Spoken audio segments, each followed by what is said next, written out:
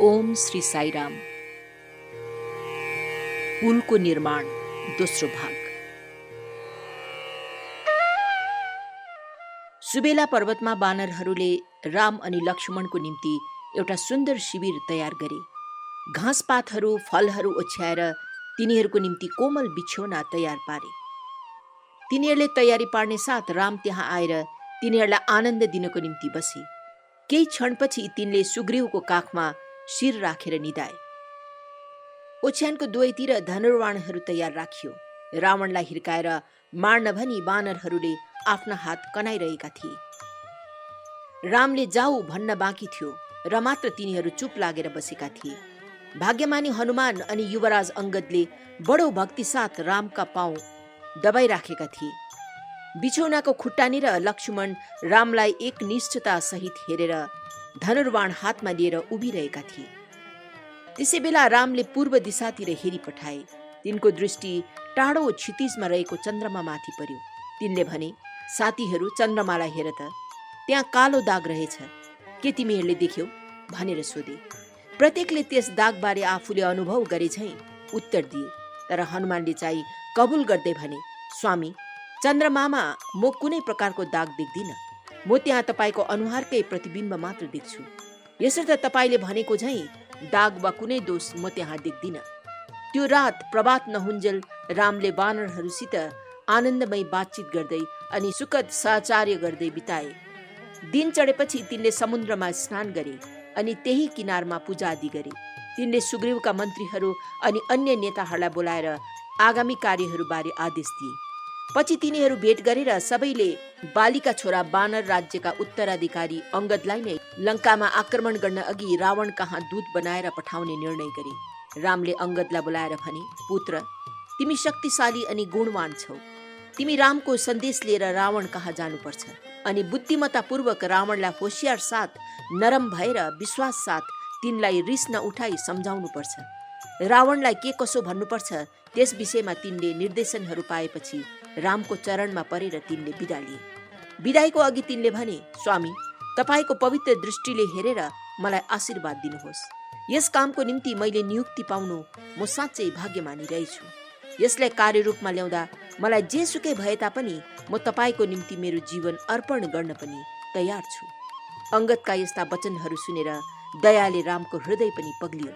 राम अघि आएर अंगदलाई अंगालो हाली तिनको शिरमा हात राखेर आशीर्वाद दिए। हृदयमा रामलाई स्थापना गरेर तिनको रूप सदैव मनमा राखेर अंगद शहरतिर पसे।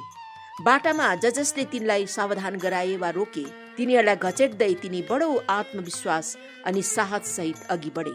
बाटामा रावणको छोरोसित पनि तिनको भेट भयो। राक्षस राजकुमारले तिनलाई बाटैमा सोधे, ए बानर, तँ को होस्, कहाँबाट आएको होस्? अंगदले उत्तर दिए, म अंगद रामको दूत हुँ। यो सुनेर अंगदलाई लातले हिर्काउन भनेर तिनले खुट्टा उचाले। तर अंगद छिटो थिए। तिनले तिनको खुट्टा समातेर उचालेर घुमाउँदै जमिनमा पछाडि दिए। यो देख्ने राक्षसहरू डरले काँप्न थाले। यो बानरको अगाध शक्ति रहेछ भनेर तिनीहरू टाढा टाढै बसे। लंका जलाउने बानर आएको छ भन्ने समाचार फैलियो। अंगदले आफ्ना चारैतिर जता हेर्यो उतैतिर भयभीत बासिन्दाहरूले तिनको क्रियाकलाप हेरिरहेको देखे। कुनै झुण्डलाई तिनले आफ्ना मार्गबाट हटाउने आवश्यकता परेन। तिनलाई देख्ने साथ तिनीहरू भागेर पछि हट्थे। अन्तमा तिनी भयहीन भएर खुद रावणको सभा भवनमा प्रवेश गरे। एकजना द्वारपालले अंगदको आगमनको सूचना लिएर रावण कहाँ हतारिँदै गए। त्यस दूतलाई तिनको समक्षमा ल्याउनु भन्ने रावणले आदेश दिए। यही अनुसार अंगदलाई राक्षस राजाको सम्मुखमा पुर्याइयो। रावणलाई अंगदले कालो रङको चेतना भएको पहाड झै देखे। तिनका 20वटा हातहरू ठूला वृक्षका हाँगाहरू झै देखिन्थे। हृदयमा कुनै भय नलिएर तिनको अघि गए। तर तिनी प्रवेश गरेको अनि अग्रसर भएको देखेर त्यस भवनमा भएका प्रत्येक जना डरले मनमनै कामिरहेका थिए। तिनीहरू बडो असमञ्जसमा वाल्ल परेर बसेका थिए। रावणले अंगदलाई को हो भनेर सोद्धा अंगदले उत्तर दिए, म रामको दूत हुँ। यो सुनेर तिनले यो आगमनको उद्देश्य सोधे। अंगदले भन्न थाले, हे रावण, तपाई मेरा पिताको पुरानो साथी हुनुहुन्छ। यसर्थ तपाईको कल्याणलाई दृष्टिमा राखेर म रामको आज्ञा अनुसार तपाईलाई केही सल्लाह दिन आएको छु। नम्रतासहित अङ्गदले बडो हृदयग्राही ढङ्गमा विश्वाससहित भन्न लागे, तपाईले जगत जननी जनकसुतालाई ल्याउनु भयो। आफ्नै अहङ्कार, लोभ अनि कामलाई तपाईले वशमा राख्न सक्नु भएन। जे भो भइगयो। कमसेकम आज यो समयमा यदि तपाईले आफ्नो अधम कार्य सत्यता स्वीकार गरेर मैले भने अनुसार काम गर्नुभयो भने रामले तपाईलाई क्षमा गरिदिनेछन्। अबेर नगरी मेरो सुझाव अनुसार कार्य गर्ने निर्णय लिनुहोस्, नत्र तपाईले आफ्नै हातले आफ्नो वंश अनि राज्यलाई माटोमा गाड्नुहुनेछ। अङ्गदले यसो भन्दा रावणले भने, हे वानरहरूमा सबैभन्दा दुष्ट वानर, तँ साँच्चै मूर्ख रहेछस्। सायद तँलाई थाहा छैन कि म तेरो भगवानको शत्रु हुँ। तेरो नाम के हो? म अनि तेरो पिताको माझ के सम्बन्ध छ? तेरा वचनहरूका परिणामहरू प्रति अन्धा भएर यसरी नबोल। यो अट्टहास सुनेर अङ्गद सोझै हाँसे अनि भने, हे राक्षस राज, मेरो नाम अङ्गद हो।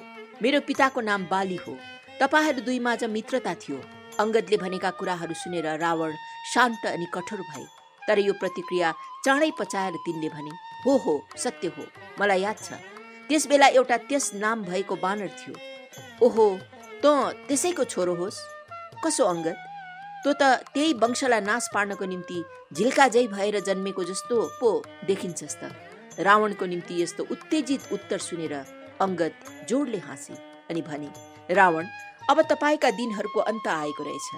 अब तपाईँ चाँडै नै तपाईका पुराना बन्धु बाली कहाँ पुग्नुहुनेछ।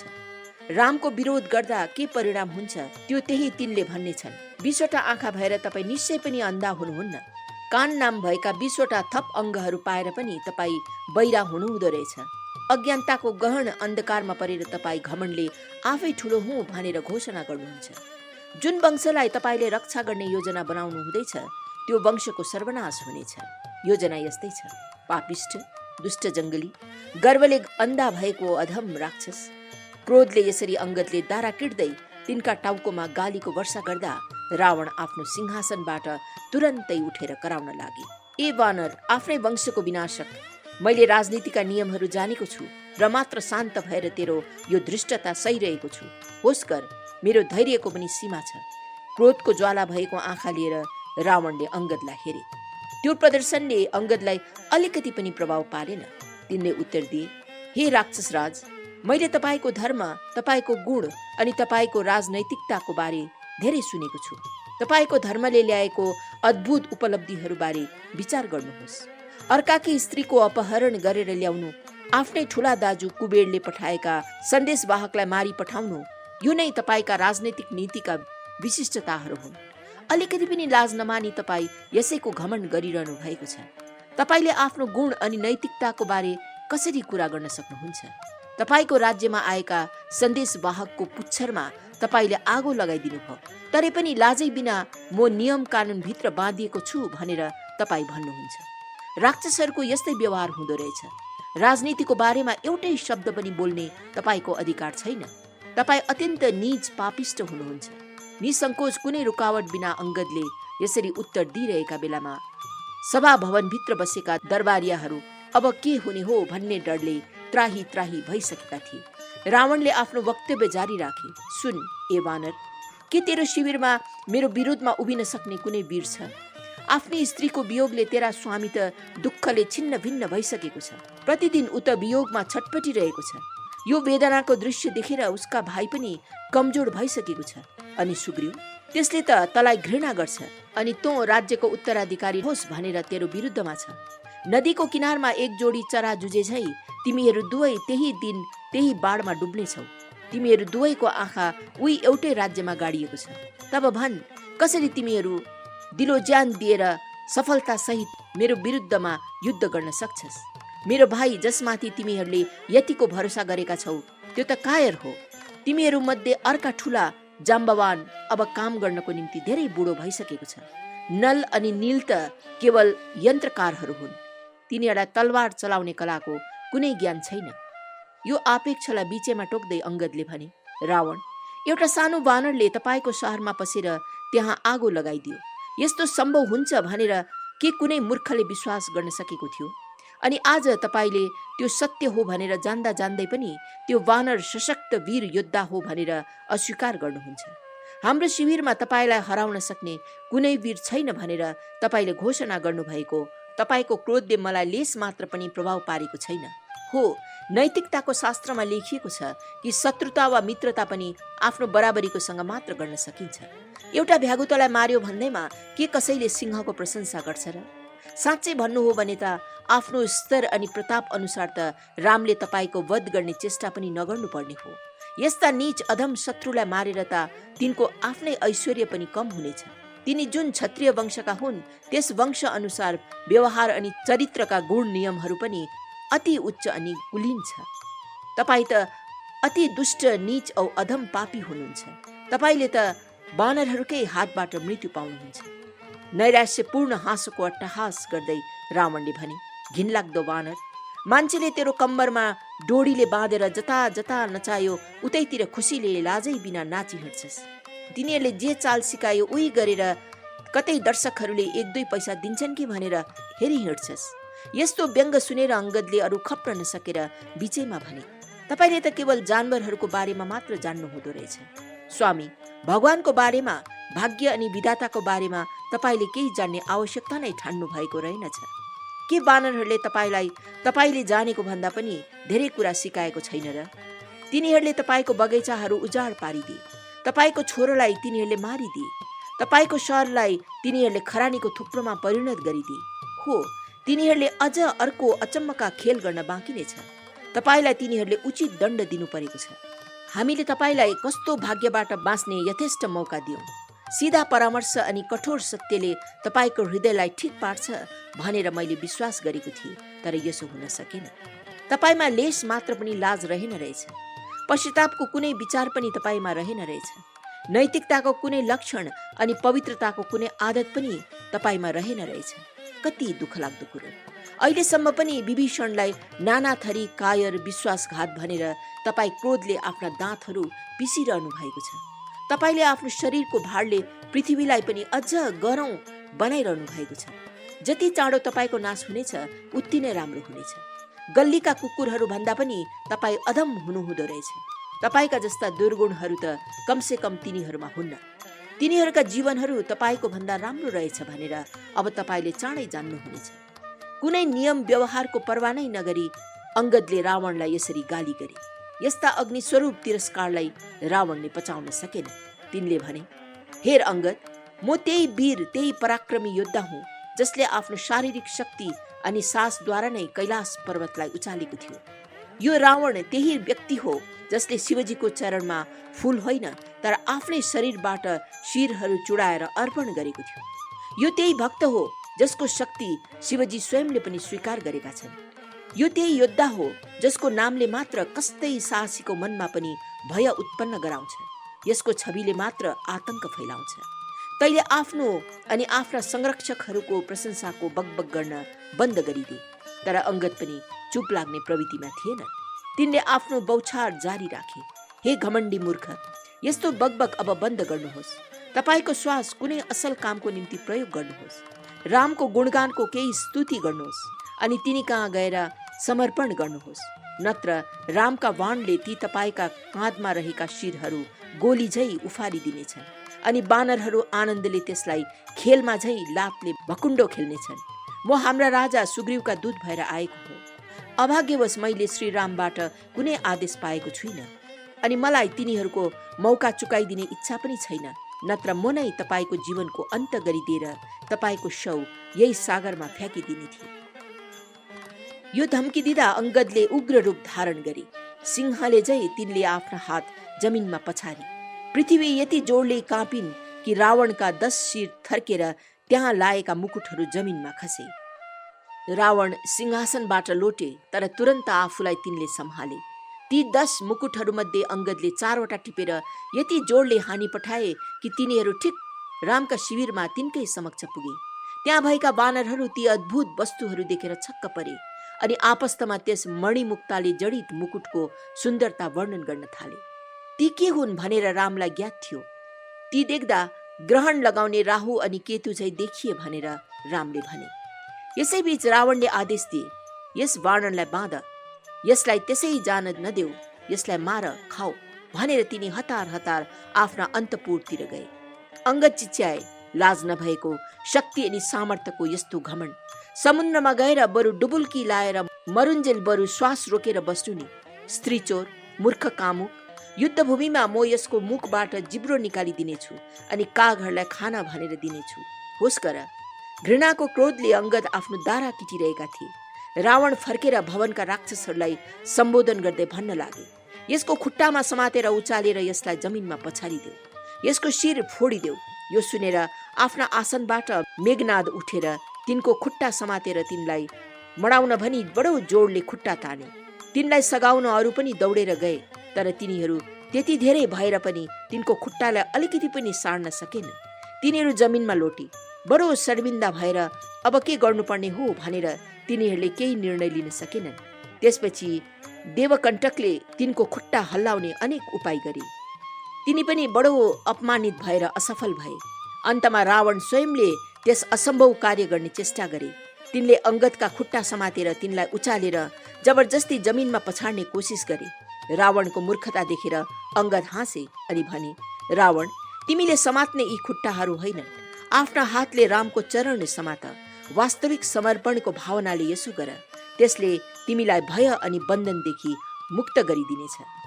यी शब्दहरू भनेपछि अंगदले आफ्ना खुट्टा समातेकोबाट छुट्याउन हल्लाए। यी कार्यको प्रभाव यति जोडको शक्तिशाली थियो कि त्यसले रावणलाई लागेर तिनी जमिनमा पछारिए अनि तिनको चेतना हरायो। ऐश्वर्य अनि प्रताप नाश भएको थियो। तिनका अनुहारहरूभरि लाजको भावना फैलिएको थियो अनि तिनी दिनैमा देखिएका चन्द्रमा झै क्षीणहीन देखिन थाले। तिनको यस्तो दशा देखेर यस्ता कायरसँग अब वार्तालाप गर्नु हुँदैन भन्ने अंगदले अनुभव गरे। तिनलाई स्मरण भयो कि रामले तिनलाई रावणलाई असल परामर्श मात्र दिनु भन्ने आदेश दिएका थिए। यस व्यक्तिले असल परामर्श लिने छैन। यसले आफ्नो भूल बुझेर आफूलाई सुधार्ने पनि छैन।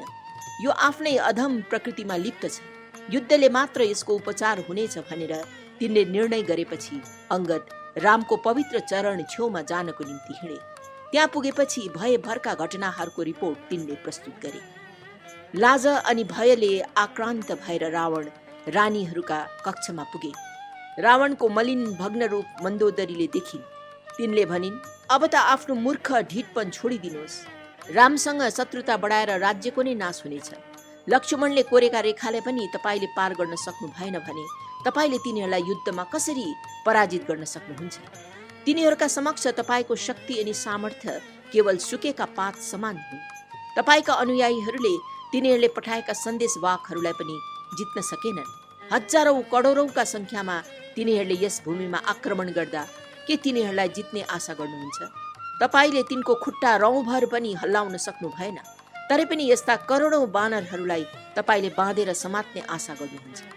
मलाई दुःख लाग्छ कि यतिका अनुभवहरू पाएर पनि तपाई आफ्ना निर्णयमा अट्टेरी साथ अटल रहनु भएको छ। तिनीहरूले हाम्रो छोरो मार्यो। तपाईको शहर खरानीको थुप्रोमा परिणत भयो। तपाईका बगैँचाहरू उखिलिए।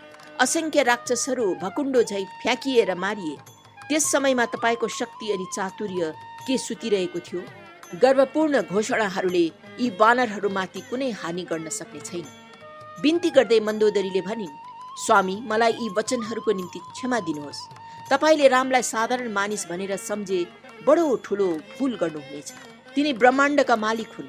तिनी अजय वीर हुन्। तिनको शक्ति अनि सामर्थ्यको बारे तपाईलाई थाहै छ, होइन र? अंगदले भनेका कुराहरूलाई शान्त भएर मनमा स्मरण गर्नुहोस्। याद राख्नुहोस्, तपाई जनकका दरबार राजाहरू भेला भएका ठाउँमा आफ्नो शक्ति अनि चातुर्यको प्रदर्शन गर्न भनेर बस्नु भएको थियो। तर तपाईले शिवजीको त्यो धनुलाई अलिकति सार्नमा पनि असफल हुनुभयो। रामले त्यसैलाई मानो खेलझै गरी झट्ट उचालेर दुई टुक्रा बनाएर पर सारिदिए। शक्तिको यो प्रदर्शन तपाईले आँखाले देख्नु भएको छ, होइन र? अझै पनि तपाईले आफ्नो मूर्ख अट्टेरीपन छोड्नु भएन भने यो तपाईको नाशको लक्षण हुनेछ। न तपाईको आफ्नै बहिनी सुपर्णखाको नाक कान काटिँदा तपाईले के गर्न सक्नुभयो?